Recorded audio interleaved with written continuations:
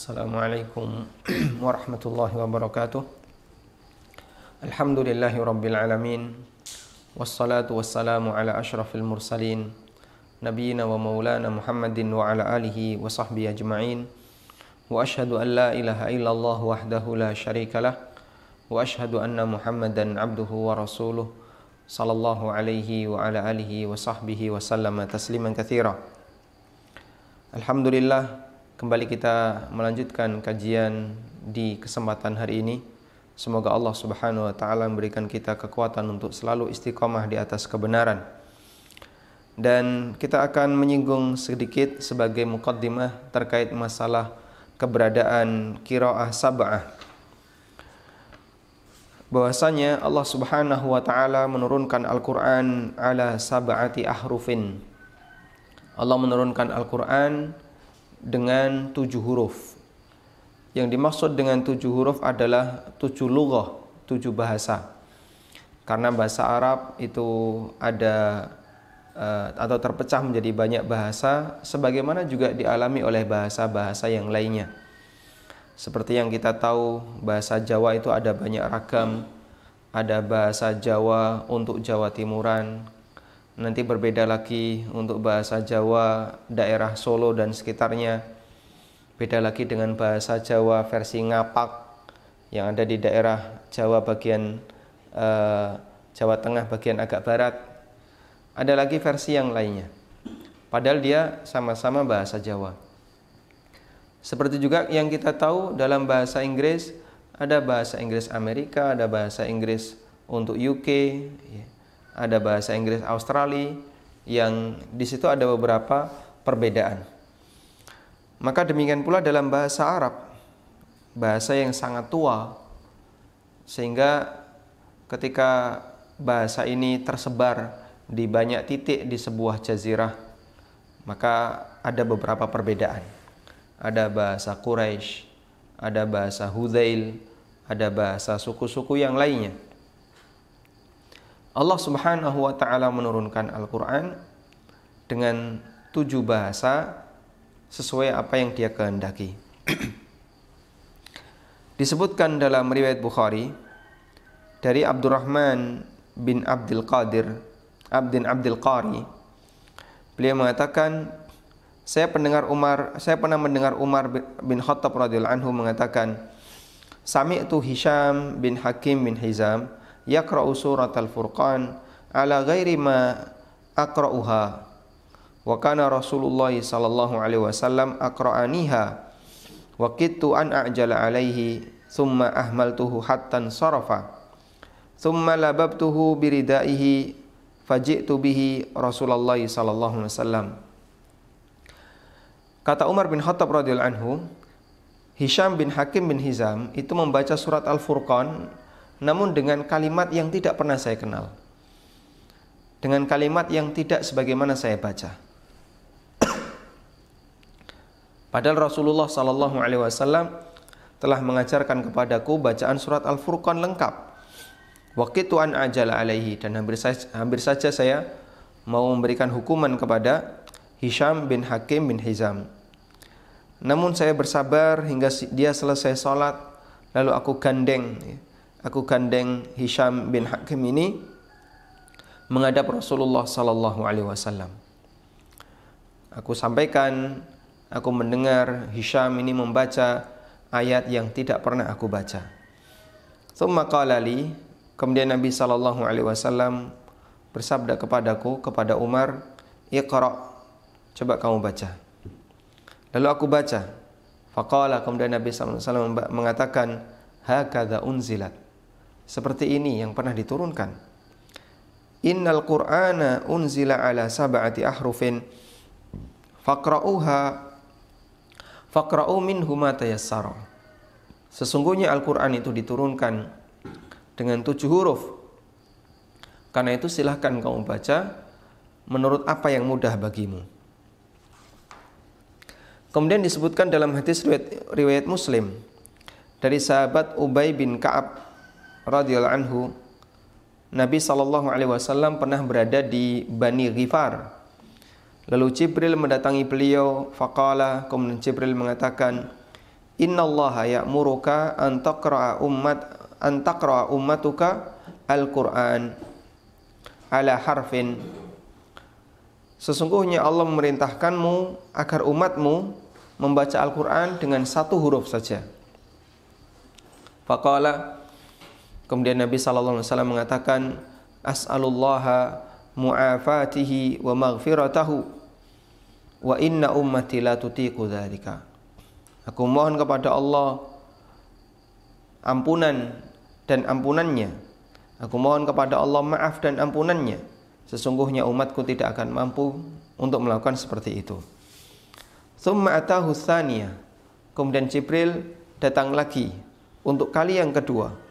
Dan Jibril mengatakan, sesungguhnya Allah merintahkan kamu agar umatmu membaca Al-Quran dengan dua bahasa. Faqala, kata Nabi SAW, aku mohon kepada Allah agar dimaafkan dan diampuni.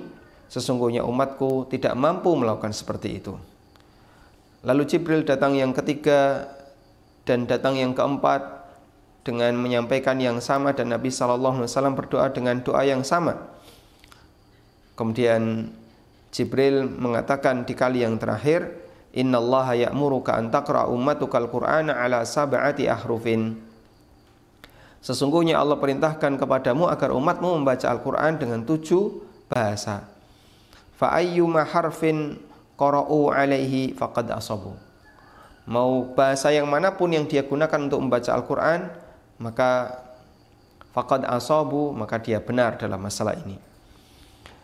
Yang ini menunjukkan bahasanya Al-Quran diturunkan ala sab'ati ahrufin dengan 7 bahasa adalah bentuk rukhsah yang diberikan oleh Allah Subhanahu wa taala kepada umat Muhammad sallallahu alaihi wasallam, dan itu atas permintaan Nabi sallallahu alaihi wasallam.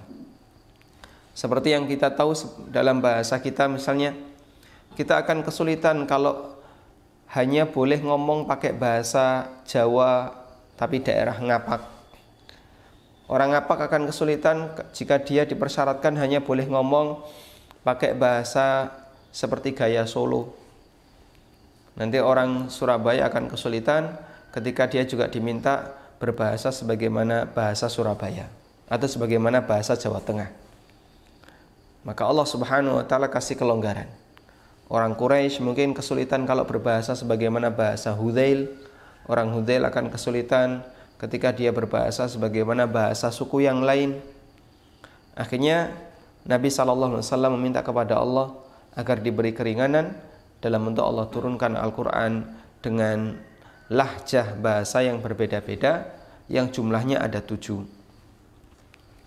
Karena itulah para ulama mengatakan bahwa al-qiraah alal ahrufis sab'ah lam takun wajibatan alal ummah. Sebagaimana keterangan Ibnu Jarir At-Tabari, membaca dengan 7 bahasa itu bukanlah kewajiban bagi umat. Wa inna ma kana dzalika jaizan lahum wa murakhasan fihi. Namun sifatnya adalah sesuatu yang diperbolehkan, dan itu tujuannya adalah untuk meringankan. Wa qad ja'ala lahumul ikhtiyara fi ayyi harfin qara'u bihi.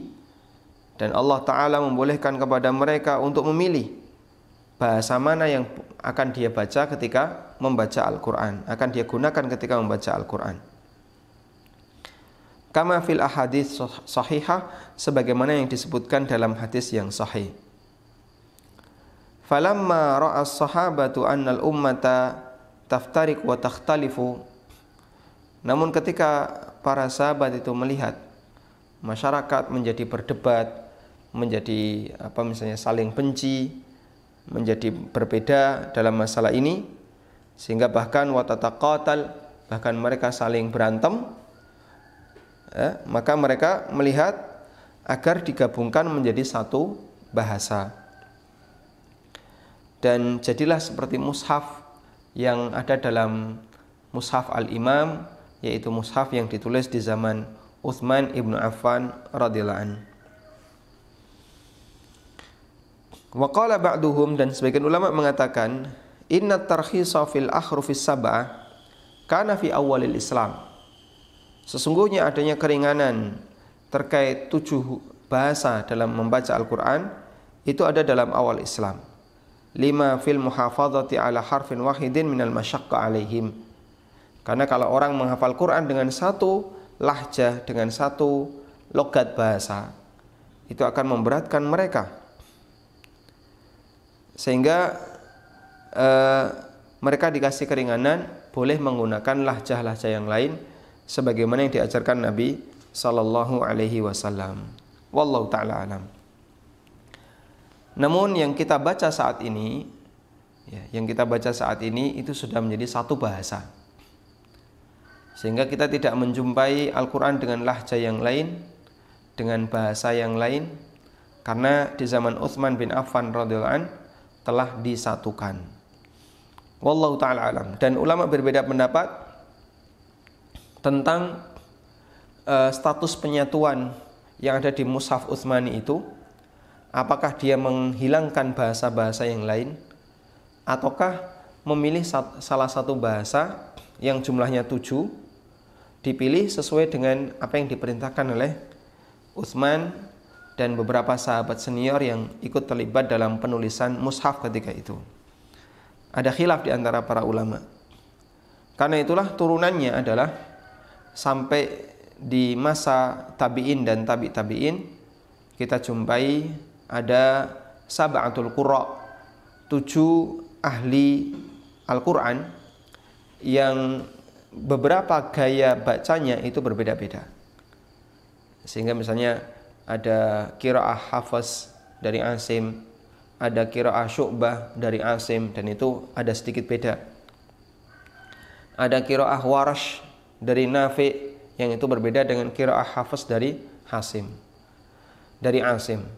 Nah, karena berbeda seperti ini, sebagian ulama mengatakan bisa jadi itu adalah karena pengaruh 7 bahasa yang dulu diturunkan oleh Allah Subhanahu wa taala. Wallahu taala alam. Dan insyaallah di pertemuan berikutnya akan kita lengkapi lagi untuk memahami apa yang dimaksud dengan 7 bahasa itu dan apakah itu ada pengaruhnya dengan 7 qiraah sebagaimana yang ma'ruf di masyarakat. Wallahu alam. Baik, mungkin itu yang bisa kita sampaikan sebagai muqaddimah. Semoga bermanfaat. Dan bagi Anda yang mau bergabung untuk menyampaikan sesuatu, kami persilahkan. Wassallallahu ala nabiyyina Muhammadin wa ala alihi wa sahbihi wasallam. Wa akhiru da'wana anil hamdulillahi rabbil alamin.